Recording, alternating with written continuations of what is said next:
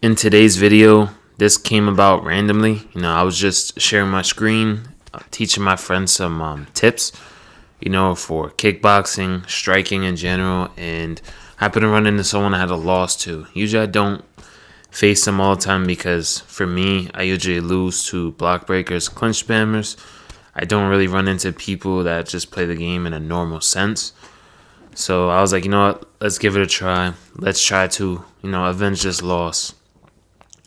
And, I came into fighting a technical Alex Pereira player, mainly trying to kick the legs. I'm just trying to find whatever openings I can. For the most part, mixing him up with, something to the body and going up top is already working well. So that's something I'm going to try to stick to in this fight. I have to be very careful because there's a reason why he has a win. So I don't know. I don't remember his style at all. So just trying to take my time. And it's round 1. It's a 5-rounder. So I'm just trying to make those reads. Trying to see his style. The faster I can get used to the style, the easier the fight will become. We're just poking the body a little bit. We are getting our leg chopped up. I try to return a calf kick of my own. Gets checked. We take a chance right there. Land a nice head kick. I was going through my mind just seeing how he reacts to me entering the pocket. His combos, his patterns. This is everything I'm trying to read when I'm facing anybody. So, especially somebody that has a win on me. It was 1-0. So I hit him with some small boxing combos up close. Just trying to poke up the body a bit. Because this is what competitive gameplay looks like. You're going to have smaller combos and constant resetting, lots of footsies, small counters. So that's what happens when you have like equal skilled or even just higher level in general players fight in UFC 5. Not all of them fight like this. There's some that block break, some that clinch spam. But I wouldn't really consider those guys like high level, But yeah, we counter him with a nice uppercut right there. He hits us with a counter right back. Since he was checking those calf kicks, that's why I'm giving those head kicks an opportunity. Because, it seems like he's prioritizing that low block a little bit. I get hit with a nice combo right there. Just trying to take my time.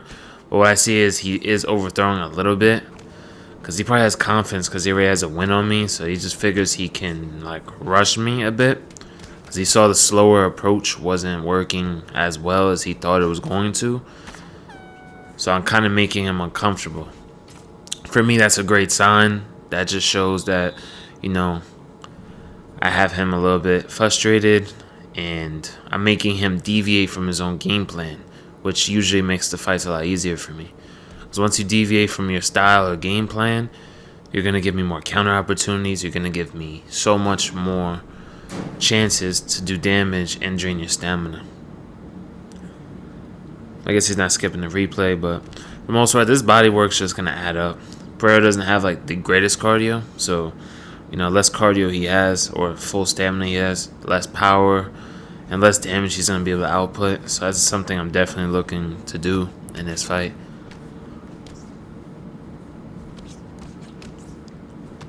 Taking our time. Hits us with a nice jab hook. He blocks that right there. He's being a little bit more aggressive, opening up this round, trying to pressure, trying to take, the center of the octagon, pushing me behind the black line. That's a big rule for anybody. You don't, you can get backed up and get out, but, just try not to get behind the black line too much. Fight back a little bit, continue to circle, do push-aways, teeps. Because if you start getting backed up behind the fence, you just have nowhere to go. So they'll start, pressuring you with big combos, and it just won't end well. But yeah, you see he's trying to pressure now and throw combos, and this is very different from what he was doing before, which was technically, leg kicking and picking his shots, but the moment it wasn't working, he deviated from it. Look at that. We hit him with a nasty block counter right there. Nasty combo. Try to double up to the body right there. But we're just trying to take our time. because he still is potent and has immense power, of course. Look at that. Crack him again. Drop him again. Trying to get him out of here. We're not able to, unfortunately. He does survive the Neon Belly exchange. I'm just hitting him with these hammer fists so his head health doesn't recover.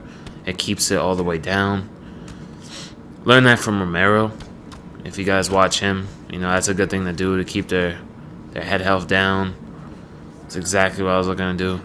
I was going to ground and pound him, go for it, but I was like, he could flip me over in a mount and I could lose this fight. Let me just stand up and look at that. We avenge our loss. I decided to throw in an extra fight against an aggressive player. I missed like the first, a little bit of the first round, but that video was going to be too short, so I just threw in this fight right here. Didn't really miss much, to be honest. This guy was just like running at me with Cody Garbrandt. But this is a good video for you guys to see because I'm someone like Corey Sandhagen. I don't have much power. I don't possess the boxing ability compared to this guy's Cody Garbrandt. So I know some of you guys might struggle with pressure fighters.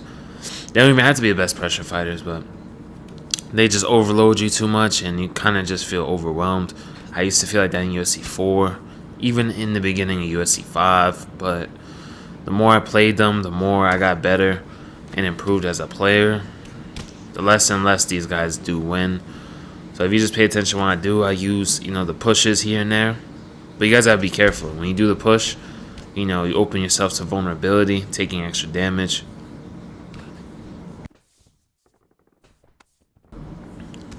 But I'm working that body. Because Cody Garbrandt doesn't have the best cardio. And we got 97 cardio. So this is a 5-rounder right here. So, we could take full advantage of it. Because that's how I see it. Like, I'm winning the round, so I'm not really trying to do anything crazy. I just punish the body when he whiffs. I'm just trying to take our time with it. I already won the round, so there's nothing else that I need to do. And look at that, he whiffs that right at the end of the round. That counts towards a stamina loss right there. He puts respect, nice striking. I'm going to say respect back. We'll see. We'll see what he does in round 2. Obviously, whatever he was doing, as far as in his game plan, just wasn't working. Trying to rush me. So, let's see if he changes that.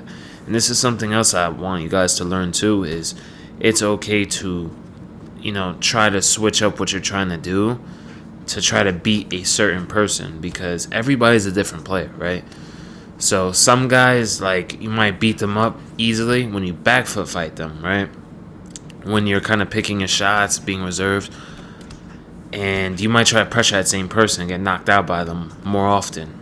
Because, you just need to recognize the people you should be, pressuring and the people you should be taking your time with. Some people's styles are very dependent on you rushing them. So if you don't rush them, you're kind of throwing off their entire playstyle. So you got to master multiple playstyles in this game. You got to master being a good back foot counter striker, that can kickbox, of course. You got to practice being a good pressure boxer and a pocket fighter. You got to have all these playstyles in your arsenal so you can pull them out whenever you need them against certain matchups.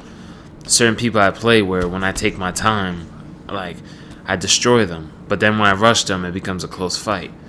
So, the faster you're able to recognize what you need to do in a fight against a certain style, the better success you will have. And look at that. We're just destroying his cardio. And it's only round 2. I'm looking at this like winning the round. That's also another thing. I see it like winning the round. I'm not trying to win the actual fight. Obviously, I'll go for the finish if it's there. But, in my head, I'm just thinking about the round. That's a mentality I got from Romero, because that was something I was doing, chasing finishes a bit too much. So, worrying about finishing and winning a round, most of the time the finishes come to me. Because the opponent feels the pressure of needing to get the damage back and needing to try to win the round. Look at that. We're just killing him with combos, ripping to the body. mixing it high, low, low, high. Kind of leaving him confused and just not knowing what to do. Look at that. His cardio is destroyed, so is his nose. You know, it's just not looking good for him right now. And he stuck to the same game plan. He's getting destroyed for it.